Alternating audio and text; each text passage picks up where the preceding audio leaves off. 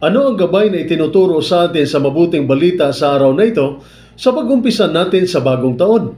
Ako po si Father Dion, ang Post-Catholic Chaplain ng Headquarters and Headquarters Support Group Philippine Army. At ito po ang salita ng Diyos, ang ating gabay.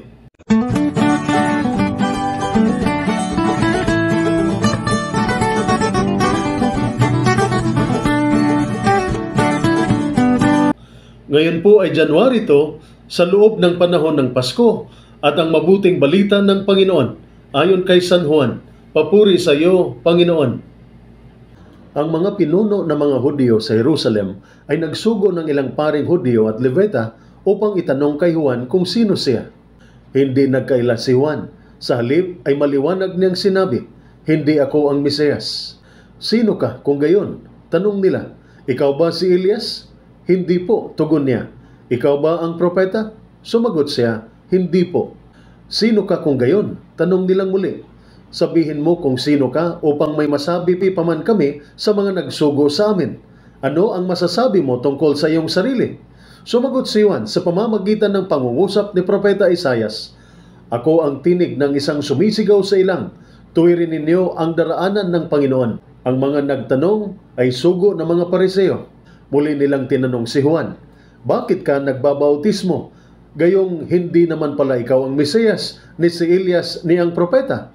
Sumagot si Juan, "Ako'y nagbabautismo sa tubig, ngunit nasa gitna ninyo ang isang hindi ninyo nakikilala. Darating siyang kasunod ko, subalit hindi ako karapat-dapat magkalagman lamang ng tali ng kanyang sandalyas." Ito'y nangyari sa Betania, sa silangan ng Ilog Jordan, na pinagbabautismuhan ni Juan. Ang mabuting balita ng ating Panginoon. Pinupuri ka namin, Panginoong Hesukristo. Sa ikalawang araw ng bagong taon, mayroong 3 punto mula sa mabuting balita sa araw na ito ang maaari nating magiging gabay sa bagong taon. Una, pagpapakumbaba o kababaang loob. Sa mabuting balita, makikita natin si Juan Bautista na tinatanong ng mga saserdote at Levita hinggil sa kanyang pagkakakilanlan. Ang tugon ni Juan ay isang mabisang halimbawa ng kababaang loob. Hindi niya inangkin na siya ang Mesiyas o si Elias, kundi may kababaang loob niyang inilalarawan ang kanyang sarili bilang tinig na sumisigaw sa ilang, na nag-aayos ng daan para sa Panginoon. Sa pagpasok natin sa bagong taon, tularan natin ang halimbawang ito ni Juan sa pamamagitan ng pagyakap ng kababaang loob sa ating buhay. Tanggapin natin na hindi tayo ang sentro ng kwento, kundi mga lingkod na tinatawag na maghanda ng daan kay Kristo sa ating mga puso at sa mundo. Pangalawa, pagtuturo sa iba tungo kay Kristo. Ang kababaang loob ni Juan Bautista ay naihayag din sa kanyang pagiging handa na ituro sa Jesus sa iba. Nang tanungin siya hinggil sa kanyang pagkakakilanlan, ipinakita niya na hindi siya ang focus, kundi ang isa na nagtuturo sa pagdating ng Mesiyas. Sa ating pagmumuni-muni sa talatang ito, isipin natin ang ating sariling papel sa pagtuturo ng iba tungo kay Kristo. Sa bagong taon na ito, pagsikapan nating maging tulad ni Juan Bautista na nagtutuon ng atensyon ng iba, palayo sa atin at patungo sa isa na nagbibigay ng pag-asa, kaligtasan at bagong simula.